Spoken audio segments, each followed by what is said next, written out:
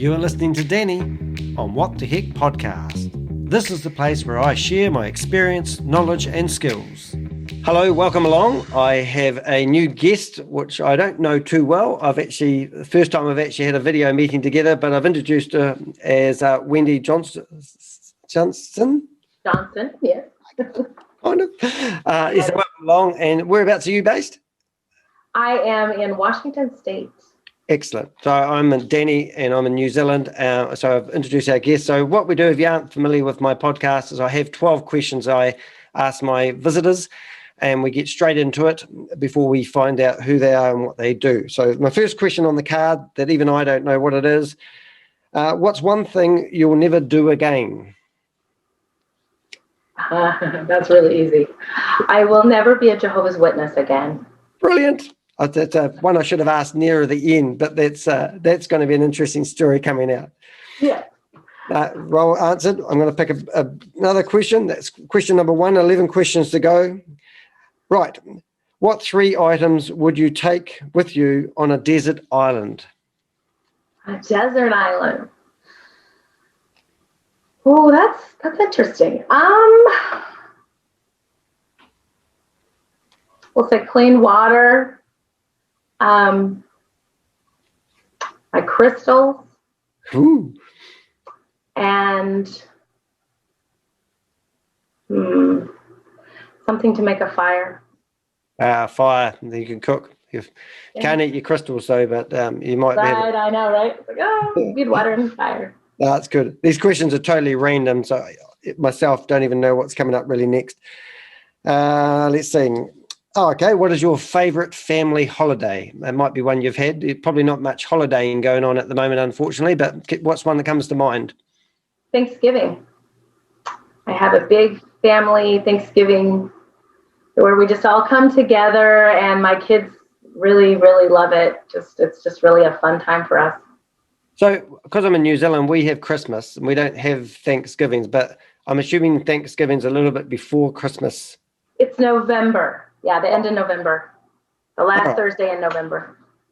And is there any, where's that originate from? Thanksgiving, for my family, it really doesn't have the traditional meaning to it. It's really just a time that we all come together and we have a big turkey feast. Right. I cook a turkey and a ham and we all just come together and we all get in a group and talk about what we're thankful for within the last year and the things that happened for us. So for my family, that's what Thanksgiving is. I remember when I was in America, I was there at Halloween. We have Halloween here in New Zealand, but we don't all dress up and get into it. This was 20 years ago, and I couldn't believe that the whole city was dressed up. It was in Flagstaff, actually, just near the Grand Canyon, and everyone gets into it. So I presume Thanksgiving's similar. Everyone does it. Yeah, everyone does it. Yeah, not so much here. We just do Christmas. Right. If you could eat one meal for the rest of your life, what would it be? So you can only eat one more thing for the rest of your life. What's it going to be? What would it be? I can tell you what it won't be. Manna. Right. That's good. That's for sure. Jehovah's Witness thing, that one. But yeah. My husband and I like to go out to a Mexican restaurant, so it would probably be something like nachos that he likes to order that we order together, just because it's a good memory. Yeah, we had nachos for dinner last night, ironically. Yes, and that's cool. Not too complicated, that one. Okay, so if you had a superpower, what one would you like to have in your profession? Oh, what one would I like to have that I don't already have? Yeah, right. Have an additional. See the future. See the future. I would name that one. I would have guessed that one. Fair enough. See the future. Okay, so here's a funny one, especially senior American, no pun intended. But if you ruled the world, what's one thing you would change on day one? Oh my goodness.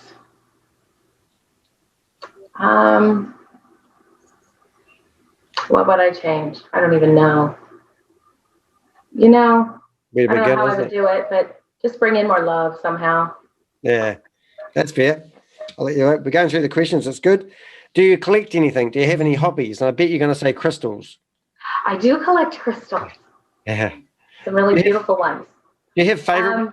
I've seen people with those big rocks. Is that crystals? Yes. I have a great big huge amethyst. Like 50 pounds. Wow. So yes, I do collect them. So yes, that would probably be my collection. Yes. So when I knew a guy that actually used to collect crystals, and he was moving home, and he said that was the biggest, because he had these massive rocks. He had tons of them. He said that was his biggest dilemma when he was moving, is how he's going to move his crystal and rock collection. Yeah, that would be very difficult. Yeah. I have some really big ones too. So if money was not an object, what would you do all day long? Oh, play with my grandkids. Do you have any favorite games? Favorite games? Favorite games. My granddaughter right now is really into hide and seek, and we hide her stuffed animals. It's kind of silly. We hide her stuffed animals, and she plays hide and seek with them. So I don't have to hide, but I have to hide her toys. Fair enough. Right. All right. I don't know if you read, but have you got a favorite author?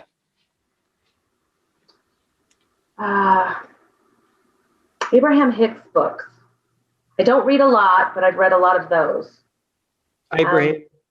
Abraham Hicks. It's Law of Attraction. I don't think I have the author right. Jerry and Esther Hicks. Okay.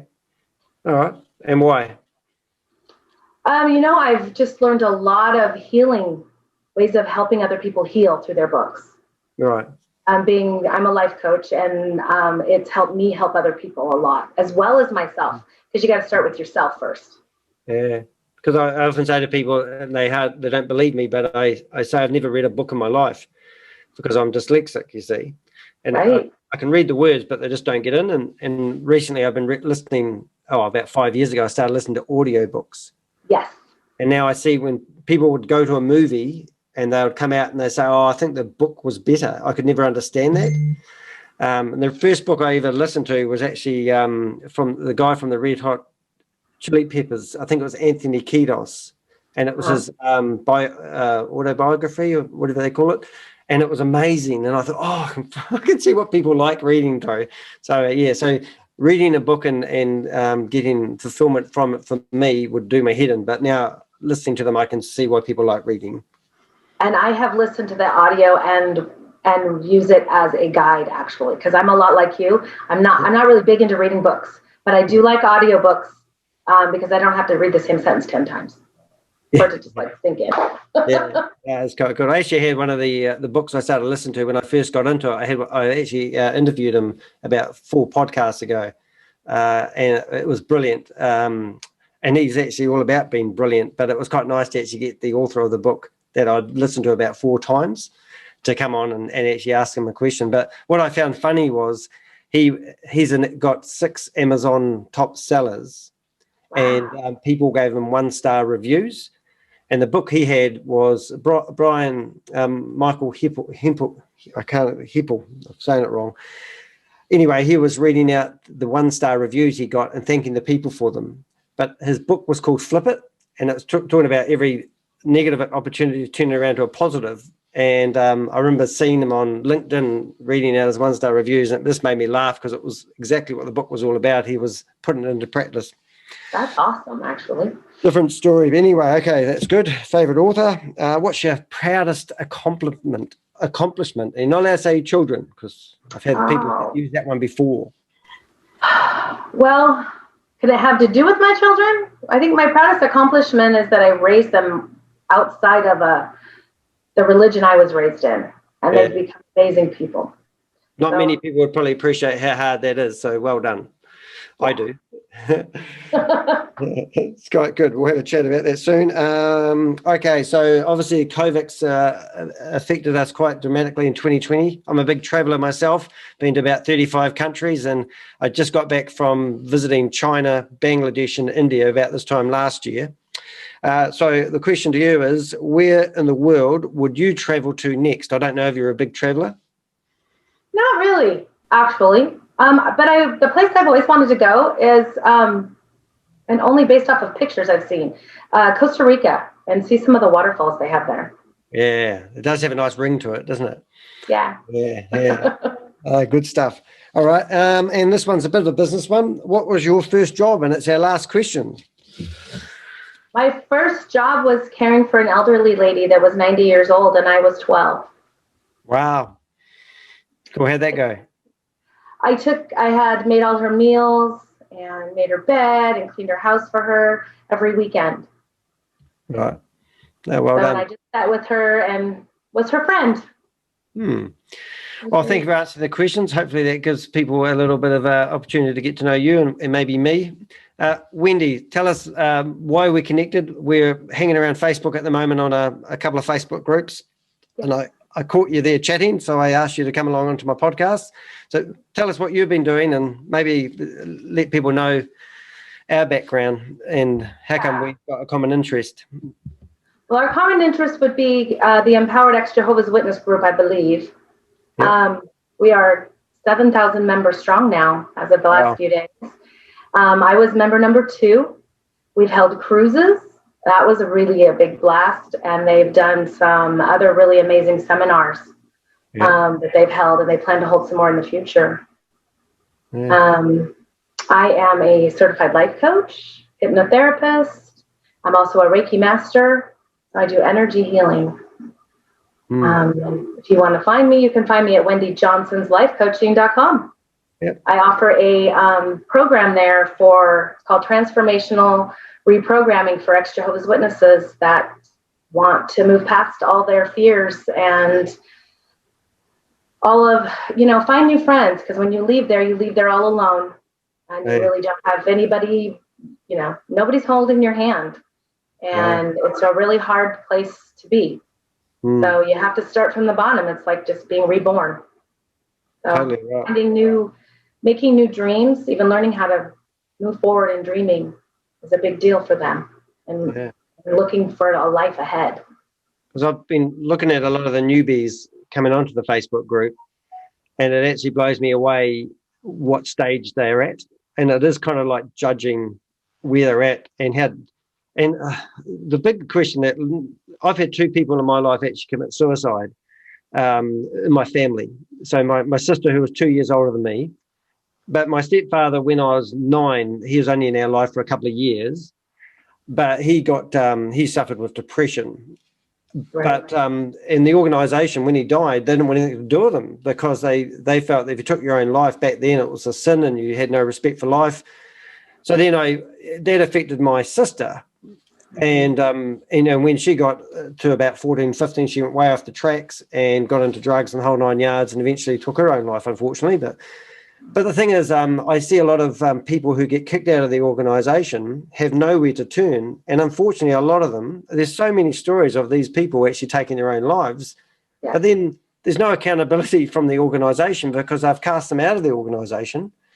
And I can see, how this is how much it impacts people's lives. So when you provide a platform, people go on there and some of the comments you're going, oh my goodness, these people need help immediately. Yes. And that's a lot of them really do. And I know Rodney offers a program within that group too that people can take, and it's amazing. I actually took it and I refer people to it often, and to Rodney Allgood. Yeah, because when I was first disfellowshipped, I remember going back to the hall, and I used to sit at the back of the congregation of the hall, and every single meeting I'd just be crying all the way through it. Now, people who know me, I'm quite a strong-minded person. I'm very driven, high energy, extrovert if you want. And there I am, bawling my eyes out like a baby. And after 4 months, they must have felt like I were repentant or whatever it was, and they reinstated me. And that was the shortest time I'd ever heard at that time of anyone going back into it. And then 12 months later, I stuffed up and got kicked out. But by that time, I'd actually built a network of friends actually around me. And that was my saving grace in a way, but finding friends when you've been told before we got on air that everyone in the world is an enemy and untrustworthy and they're all going to die. Yeah. It's very hard going out to the world and actually building those friendships. So you've had to do that yourself. Yes. What sort of techniques did you find? I had young kids, and I chose to get them involved in sports, which was a hard decision in itself, because I wasn't sure I wasn't totally damaging them there, because you're warned so heavily to not do that, which gave me an in with a lot of the parents.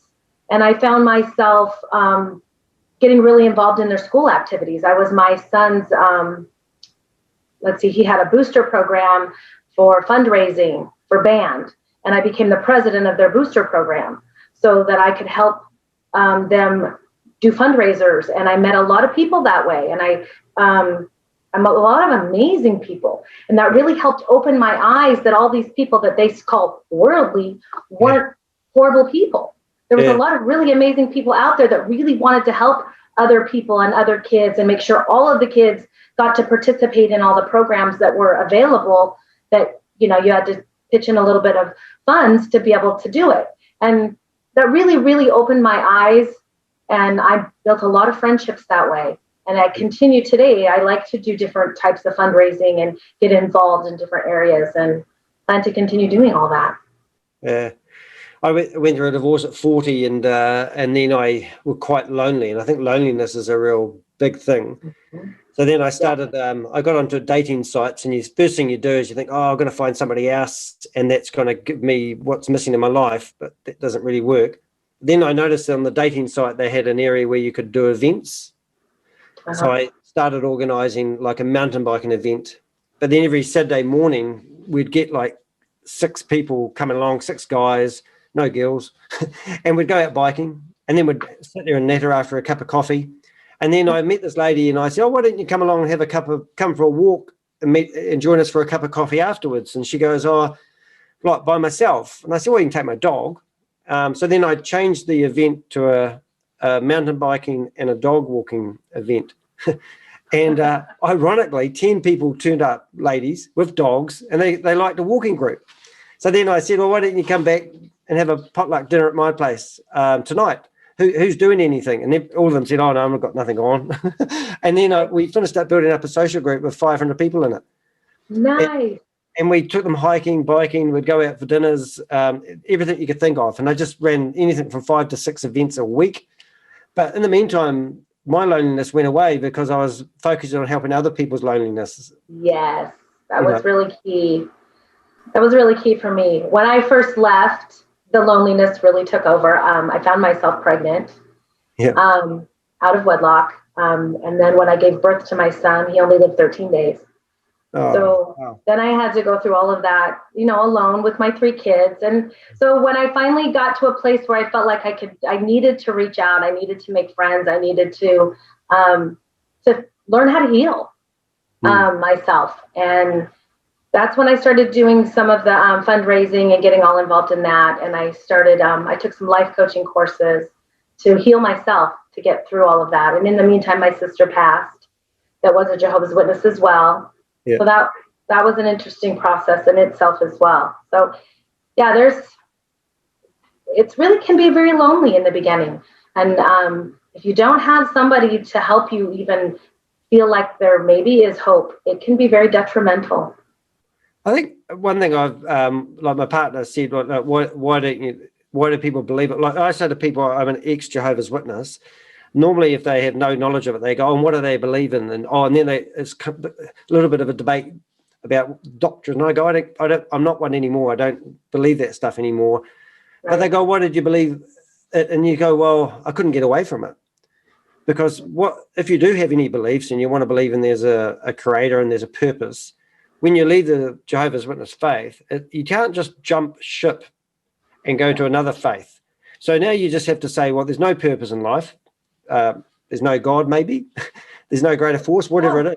You're going to start whole new beliefs, and then you've got no friends around you. It's not that easy just stopping everything and starting fresh at the age of 20 or 23, whatever it was. I was 30, 32 maybe. Yeah. I finally left. I came and went a few times. I was just fellowshipped a few times, and in the process. And, right. And then at 32, I think I left, and I have not looked back. And I've helped other people, and yeah, it's definitely a hard path to follow, but it's definitely worth it. What advice would you give somebody? I was speaking on Zoom to a young fellow the other day, and excuse me, I can't remember the phrase, but is it PIMO? And they say they're emotionally out, but physically in. What's that phrase? Do you know something that? Like what you just said. Yeah, and I've been seeing this thing. Like, what's POM, physically out, mentally in. POMI.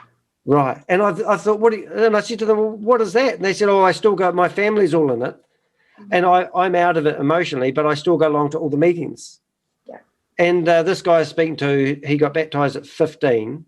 And I'm going, but then, because this is the thing, they hold your family around you, and you're going to lose your family, don't communicate with them, and you're isolated. And this is what makes you go back and serve God, who's a God of love. So confusing. It is very confusing. When I left, my father is an elder, which is along the same lines as a preacher, as you would know. Yeah. And my mother and my sisters and brothers were all part of it. So when I chose to leave, I left with me and my 3 children. That was it. Yeah. The rest of the people in the world that I knew were all Jehovah's Witnesses. All my friends growing up in high school. I really wasn't allowed to have friends outside of high school because I was an elder's daughter. I had to set the example. I became a regular pioneer. So I did the door-to-door thing for 90 hours a month for years. I quit high school to be a Jehovah's Witness and to set that example that my father wanted me to set, which, became, it could have really hindered me in life. I got really lucky and I opened my own business just before I chose to leave, and I ran an in-home childcare. I was licensed for 12 kids for 23 years. Oh, wow. And I was able to sustain my lifestyle with my 3 kids and raise them that way. So I got really lucky because I wasn't educated. And then when I did leave, I chose to be certified in many different modalities to help other people heal. Yeah. Funny that, because I left school at 14 and a lot of people go, 14? I go, yeah, well, I turned 15 over the school holidays, so technically I left at 14, but uneducated. And I think the amount of window cleaners, commercial cleaners, carpet cleaners, I was a painter and a decorator for 10 years. Those sort of jobs that you can stop and start on a rainy day, because I was only an auxiliary pioneer, so 60 hours a month, 90 is pure dedication. It used to be 100 at one stage, and it's gone back to 90, didn't it? I think so. I'm really not up on what they do now. Yeah, that's good. But in the you day, didn't have a job. The idea was a proper education was frowned on. If you went to university, you were obviously building a life for yourself and the world. And everything is going to, like right now, the Jehovah's Witness organization must be thinking, we'll tell everyone the end is near, because even COVID must be like, it's another sign of pestilences. And, and I remember back in in the 1970s, I think it was, that people were selling their houses and putting everything on the line to preach because the world was going to come to a sudden end. And now 50 years later. Yeah. A girlfriend and I were talking about that this morning, how people were in the 70s were charging up all their credit cards because the end was here. They had an actual date set where the world was going to end as Jehovah's Witness, and the new system would be here and it would be a paradise and everything would be great. And that didn't happen. If you were going to give some advice to somebody who was watching this and they were sort of saying, well, I don't know whether I should leave the Jehovah's Witness, or the other question would be I don't know how to get started, or I don't know how to deal with my loneliness. What have you got a Band-Aid that you put on straight away? If you're asking the question, you definitely have reasons that you're asking it. So I would go with my gut instincts. Most often your gut is right. And do some research. Feel free to contact me. I would be happy to have a conversation with you. Yeah, no, please do. When I finish this, I actually scribe it all into text, and when your name's mentioned, they click on the name, and it will take you through to your website. So we do that as well, because my motive here is really to actually help people get on with it. Because one thing I'm really happy about is I have got a life, and I've traveled like 30 countries, which we wouldn't do as a Jehovah's Witness. You wouldn't travel, and also I've been in business. And I enjoy business, and it's okay to make money, because you can go after what's the root of all evilness, or as King Solomon would say, what was his saying? Something about having his reward in full now, or whatever it was. Striving after money, or all those sort of things you just weren't allowed to do as a Jehovah's Witness as such. And he was the root of all evil. Yeah, it's kind of like when you go from the Jehovah's Witness belief to worldly living, there's a bridge that some people just really struggle with. And I remember seeing a post just yesterday, and somebody said, I'm giving up, I'm going back to the Jehovah's Witnesses. And everyone's writing there, go, what are you doing? Don't do that, don't give up. And it was just a wee joke of this guy. And I thought, thank goodness for that. They actually messaged me privately to say, I'm just joking. And I said, yeah, but that's something you don't want to see, because it's such a hard thing to get away from. It's triggering for those who have had really traumatic experiences. And a lot of them have had really, really traumatic experiences being a Jehovah's Witness. There's a lot of real deep trauma that happens, and there's a lot of pedophilia and things that have come forth in the last years. So it's been brilliant. They, I know in Australia, I think they had over 1,000 cases. I think they'll go back to 1953, which might seem a long time ago. But they've had, I think, 1,000 cases of people who have been fiddled with by the elders, and they've had complaints, and they've never, ever gone to the authorities about it. They've handled it within the congregation. And then I think you had the statute, something changed in America where people could go back because after 8 years, people couldn't go back and complain about something that has happened. So that these kids have been grown up, been fiddled with, couldn't say anything, but they changed it so they could. And then COVID happened. Yeah. I can't say that was an experience I had, but I was in meetings where I was asked some very graphic questions and made to talk about things that were totally inappropriate in front of older men. Yeah. I've had those kind of experiences, but I can't say that I had some of those other types of experiences. But I have friends that have.